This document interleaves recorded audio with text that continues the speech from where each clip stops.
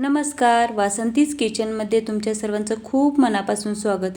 आज मी एकदम तर्रीदार अशी झणझणीत मटकीची रस्सा भाजी बनवणार आहे।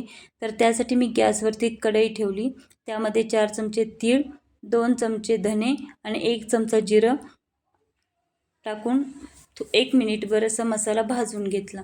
त्यामध्येच सुकं खोबरं किसून अर्धी वाटी टाकली आणि ते भाजून घेतली। भाजलेला मसाला मी ताटामध्ये काढून घेतला आणि तो थंड करण्यासाठी ठेवून दिला।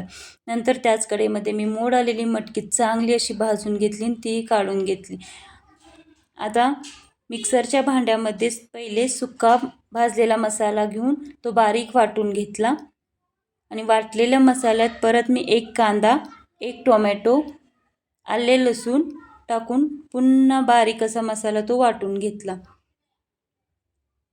या पद्धतीने बघा पूर्ण बारीक असा वाटून घ्यायचा। आता गॅसवरती कढई ठेवली, त्यामध्ये तेल टाकलं। तेल गरम झाल्यानंतर जिरे, मोहरी, कढीपत्ता टाकून चांगली फोडणी करून घेतली।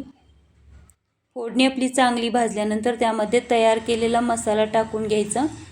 मसाला तेलामध्ये चांगला भाजून घ्यायचा, 1 मिनिटभर असा चांगला भाजायचा। नंतर त्यामध्ये चवीनुसार मीठ टाकायचं, मीठ चांगलं मिक्स करून घ्यायचं।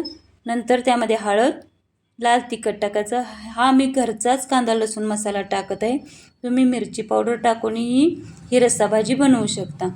चांगलं मिक्स करून घ्यायचं आणि त्यामध्ये गरम पाणी टाकायचं। आता हा मसाला आपल्याला तेल सुटेपर्यंत चांगला भाजून घ्यायचा आहे।